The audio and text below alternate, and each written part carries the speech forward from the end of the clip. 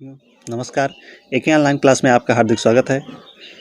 आप लोगों के साथ भी साथियों टीजीटी पीजीटी आरटी यानी कला से संबंधित साथियों महत्वपूर्ण वीडियो पे प्रश्न लेके आए, जिसमें हम लोग साथियों 20 का डोज देखेंगे साथियों। तो 20 या 20 क्वेश्चन महत्वपूर्ण है जो आपके आगामी परीक्षा 2022 की दृष्टि से साथियों।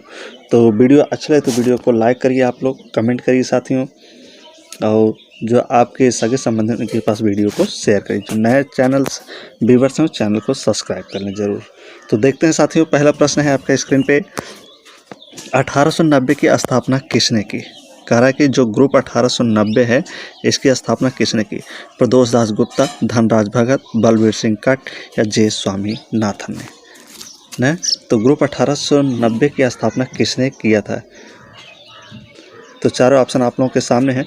तो यहाँ पे जो राइट आंसर बनेगा जे स्वामीनाथन। कौन हो जाएंगे साथियों?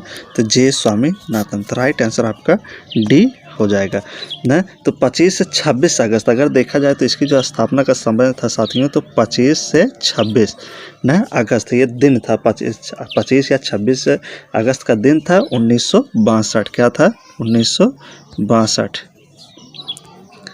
1962 में न जे स्वामीनाथन के नेतृत्व में दर्जनों कलाकार साथियों न दर्जनों कलाकार, जैसे अंबादास हो गए, जयराम पटेल हो गए, ज्योति भट्ट हो गए, राघव कनेरी हो गए, बालकृष्ण पटेल हो गए, गुलाम मोहम्मद शेख न रेड्डप्पा नायडू ने, ये सारे लोग मिलकर क्या किए थे न ग्रुप 1890 की स्थापना कब किए थे?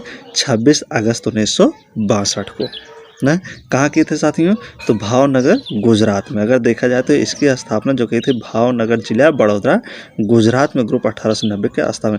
ये जो 1890 था साथियों, तो ये ज्योति पांड्या करके एक थे, उनके मकान नंबर था, उन्हीं के मकान नंबर पे नाम पड़ा ग्रुप 1890। लेकिन इसकी स्थापना की बात पूछी जाए तो क्या बताएंगे आप लोग? 1962। इसकी स्थापना जो हुई थी 1962 हुई थी। जो 1890 ये जो ज्योति पांड्या थे, उनके मकान नंबर क्या संख्या था, उसी मकान नंबर की संख्या पर ग्रुप 1890 का नाम रखा गया था साथियों।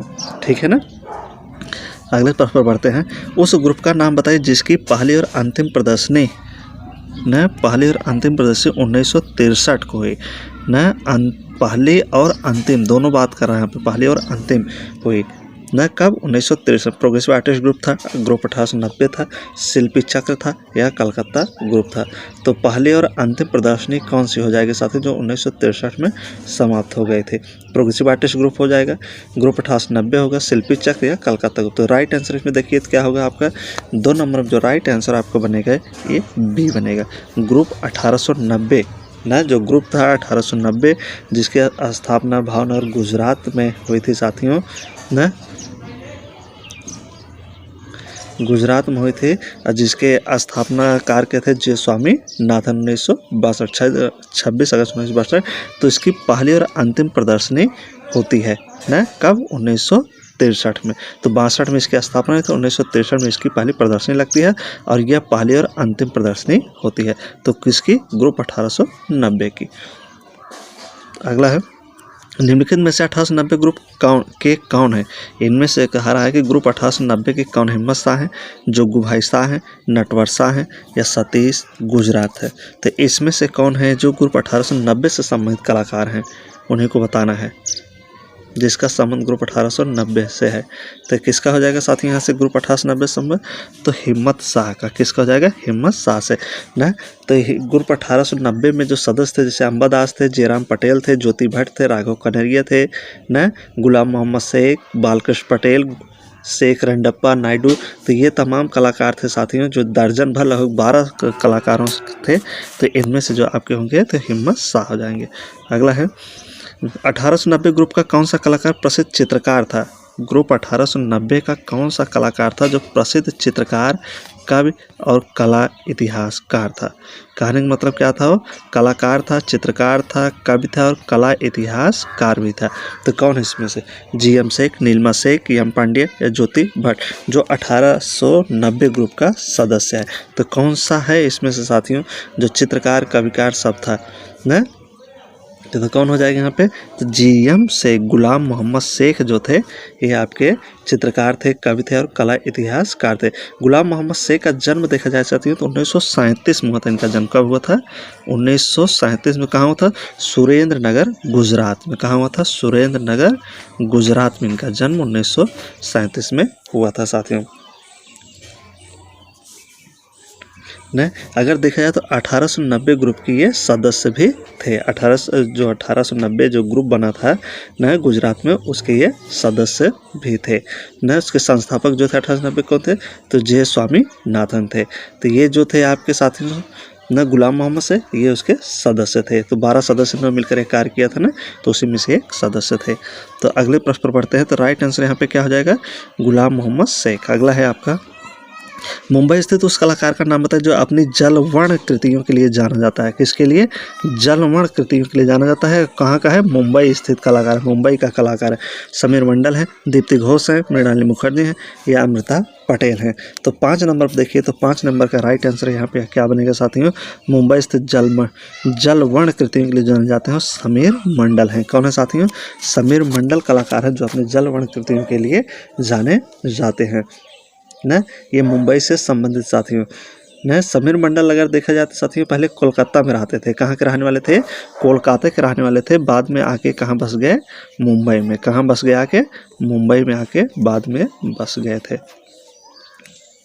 इन्होंने बेहतरीन चित्रकार थे जिन्होंने जल वर्ण से वाटर कलर में साथियों क्या किए थे, चित्र बनाए। जैसे आमिर खान की फिल्म तारे जमी पर भी इन्होंने चित्रकारी की थी। आमिर खान की फिल्म थी तारे जमी, उस पर इन्होंने खूबसूरत पेंटिंग भी बनाई थी। अगले प्रश्न पर बढ़ते हैं।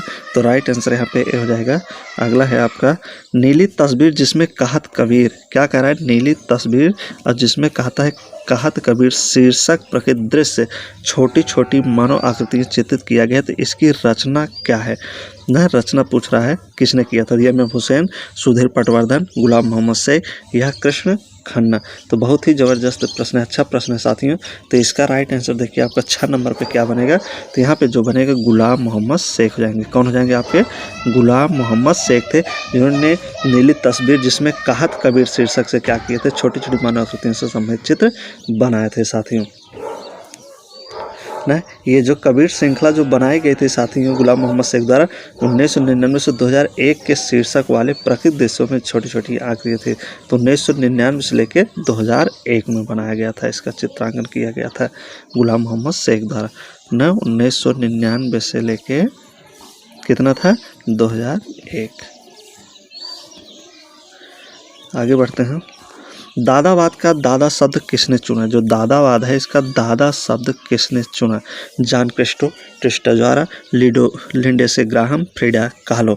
तो 7 नंबर देखते हैं। तो दादावाद का जो दादा शब्द है किसने चुना था, तो किसने चुना था, ट्रिस्टा ने। किसने चुना था साथियों दादावाद का शब्द, तो दादा शब्द का ट्रिस्टा ने इसका शब्द चुने थे। ये रोमानियन के ना, रोमानियन प्रतिभाशाली कवि थे, रोमानिया के प्रतिभाशाली कवि थे ट्रिस्टा साथियों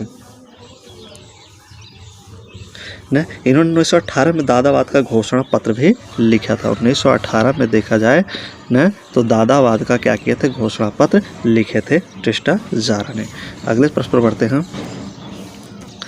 प्रस्तुतिकरण किस कला आंदोलन से जुड़ा है, क्या करें, प्रस्तुतिकरण किस कला आंदोलन से जुड़ा है, दादावाद से, अभ्यंजनावाद से, फोटोग्राफी से, नॉन साइट स्पेसिफिक आर्ट से। तो 8 नंबर देखिए, तो 8 नंबर के यहाँ पे राइट आंसर हो जाएगा, जो प्रस्तुतिकरण था ये दादावाद से जुड़ा था। किससे जुड़ा था साथियों, दादावाद से। अगला है, डैश डैश रूप की चरम सादगी और अभिव्यक्तिपूर्ण सामग्री में जानबूझकर की गई भावात्मक कमी की विशेषता है न। तो इसमें भरना है आपको, डैश डैश करके है तो क्या है, जो डैश डैश की रूप चरम सादगी से है न। तो यहाँ पे चारों में क्या हो जाएगा, अतिथार्थवाद, न्यूनतमवाद, क्यूबिज्म या अवधारणा। तो राइट आंसर आपके यहाँ पे क्या बनेगा 9 नंबर प्रश्न में, तो यहाँ बनेगा न्यूनतमवाद। क्या बनेगा साथियों, न्यूनतमवाद बनेगा। अगले प्रश्न पढ़ते हैं। वह प्रसिद्ध मूर्तिकार कौन था, वह प्रसिद्ध मूर्तिकार कौन था जो अपनी जली जलाई लकड़ी की मूर्ति कला के लिए जाना जाता है। किसके लिए, जली जलाई लकड़ी के लिए जली जलाई लकड़ी के लिए साथियों जहाँ बलवीर सिंह कट थे, शंकु चौधरी थे, जयराम पटेल थे या सरवी राय चौधरी। तो बहुत ही महत्वपूर्ण इंपॉर्टेंट प्रश्न है साथियों जो आपके सामने स्क्रीन पे इस समय चल रहा है। जितने भी प्रश्न समदमदार प्रश्न है एग्जाम की दृष्टि 2022 में ना, तो राइट आंसर यहाँ पे क्या बनेगा साथियों ना, तो जयराम पटेल थे। कौन थे साथियों? जयराम पटेल थे, जिन्होंने वह प्रसिद्ध मूर्तिकार थे जो अपनी जली जलाई लकड़ी के लिए क्या करते थे साथियों, फेमस थे ना, तो जयराम पटेल थे।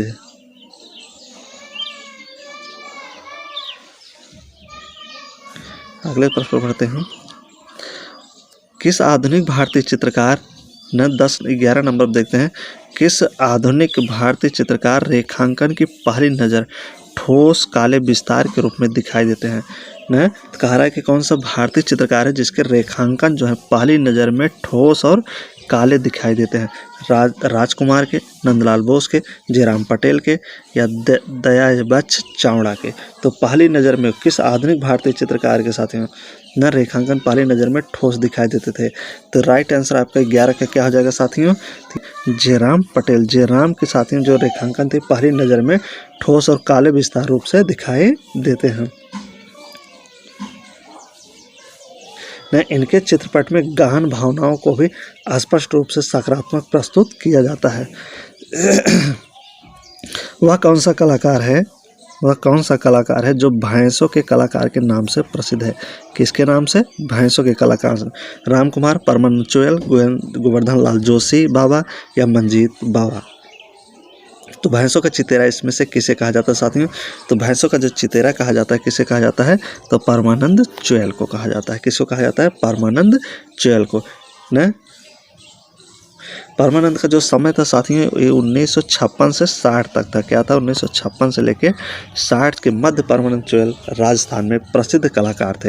ये कहाँ के थे साथियों, तो राजस्थान के एक प्रसिद्ध कलाकार माने जाते हैं जिन्होंने भैंसों के ऊपर गहरा अध्ययन किया था और भैंसों को लेकर बनाए गए चित्रों में इनका रेखांकन चित्र बहुत ही महत्वपूर्ण है।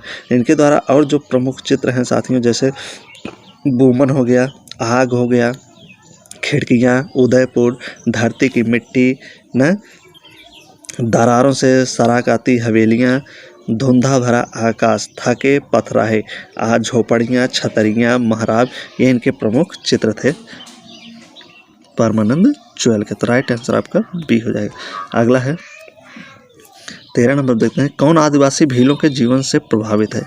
कौन सा कलाकार जो आदिवासी भीलों के जीवन से प्रभावित था। सुरेश शर्मा, राम जायसवाल, द्वारका प्रसाद शर्मा या गोवर्धन लाल जोशी। तो आदिवासी भीलों के जनजीवन से कौन प्रभावित है साथियों, तो 13 नंबर देखिए। तो यहाँ पे जो राइट आंसर बनेगा न, कौन सा आदिवासी भीलों के लिए प्रभावित है न, तो अच्छा क्वेश्चन है साथियों ये भी न। तो यहाँ पे राइट आंसर आपका क्या बनेगा, गोवर्धन लाल जोशी। जो गोवर्धन लाल जोशी थे ये आदिवासी भीलों के लिए क्या थे, प्रख्यात थे। अगला है निम्नलिखित में से किस कलाकार को कलाविद सम्मान मिला है। इनमें से किस कलाकार को कलाविद सम्मान मिल चुका है। PN चुयल, CS Mehta, GS Pawar, इनमें से कोई नहीं। तो 14 नंबर देखते हैं। तो 14 नंबर का राइट आंसर क्या होगा साथियों, जिसे कलाविद सम्मान मिल चुका। तो इसमें से कौन है वो, तो कलाविद सम्मान जिसे मिला है तो कौन है, तो PN चुयल थे जिन्हें कलाविद सम्मान मिल चुका है साथियों। तो राजस्थानी कलाकार थे। PN चुयल जो थे साथियों राजस्थानी, कहाँ से थे, इनका जो संबंध था राजस्थान से, तो राजस्थानी कलाकार थे साथियों। राज ललित कला अकादमी द्वारा कलाविद सम्मान इन्हें मिल चुका है। कब? 1982 में। 1982 में इन्हें राज ललित कला अकादमी द्वारा पुरस्कार कलाविद का मिल चुका है साथियों।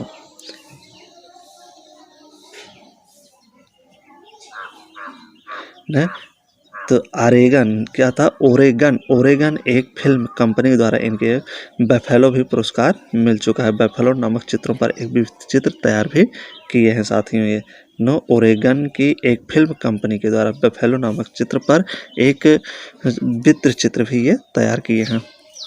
अगला है राजस्थानी कलाकार जिसने परंपरावादी कला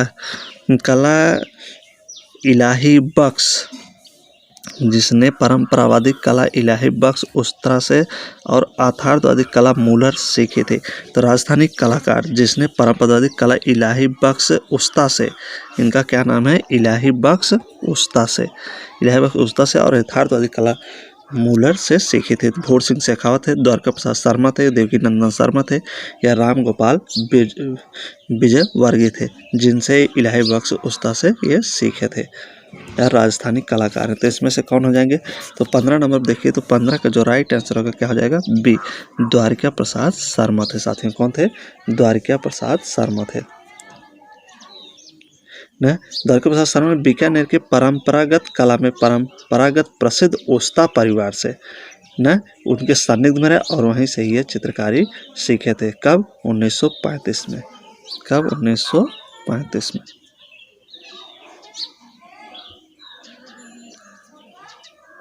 9 होगा 1935, ये 9 होगा 1935 में। उन्होंने इलाही बख्श उस्ताद से भी पारंपरिक कला की संपूर्ण बारीकियों को सीखा था। अगला है, किस कलाकार द्वारा डेथ ऑफ कृष्णा नामक चित्र बनाया गया? अकबर पद्मसी, रामेश्वर बूटा, मंजीत बावा या सतीश गुजराल द्वारा न। तो डेथ ऑफ कृष्णा, तो 16 नंबर देखिए, तो 16 नंबर के यहाँ पे जो राइट आंसर होगा क्या होगा? मंजीत बावा द्वारा डेथ ऑफ कृष्णा बनाया गया है न। डेथ ऑफ कृष्णा जो मंजीत बाबा के द्वारा बनाया हुआ है, इन्हें इनापुरी के नाम से है। इनापुरी इन ब्लैक एंड व्हाइट में लिखते हैं ये। अगला है, उस चित्रकार का नाम बताए जो किरणवाद से संबंधित था। कह रहा है कि उस चित्रकार का नाम किरणवाद से जिसका संबंध था। डेलुने का, मोद्रिया का, आंद्रे का या लारियो नोआ का। तो 17 नंबर देखिए, तो किरणवाद से किसमें इसमें संबंध है? तो लारियो नोआ का। किसका संबंध है? तो लारियो नोआ का किरणवाद से संबंध है। अगला है, सर्वोच्चवाद का उदय कहाँ हुआ? कार्य जो सर्वोच्चवाद है इसका उदय कहाँ पे हुआ था? फ्रांस में, इटली में, जर्मनी में, रूस में। तो 18 नंबर देखिए, तो सर्वोच्चवाद का उदय साथियों पूछ रहा है, सर्वोच्चवाद का उदय कहाँ हुआ? तो राइट आंसर यहाँ पे क्या हो जाएगा आपका? रूस में। सर्वोच्चवाद का जो उदय हुआ था ये रूस में होता है ना। 1913 में। कब हुआ था साथियों? तो 1913 में। 1913 मॉस्को और रूस में सर्वोच्चवाद का उदय हुआ। इसके प्रणेता कासिमिर मालेविच थे न। सर्वोच्चवाद के जो प्रणेता थे कौन थे? कासिमिर मालेविच थे। अगले प्रश्न पर बढ़ते हैं, निम्नलिखित में से कौन 20वीं शताब्दी का महान चित्रकार था? इनमें से कौन 20वीं शताब्दी का महान चित्रकार साथियों? रेनवार है, पिकासो है, मीरो है या कांस्टेबल है। तो 19 नंबर देखिए, रेनवार, पिकासो, मीरो, कांस्टेबल। तो 20वीं शताब्दी का कौन हो जाएंगे यहाँ पे?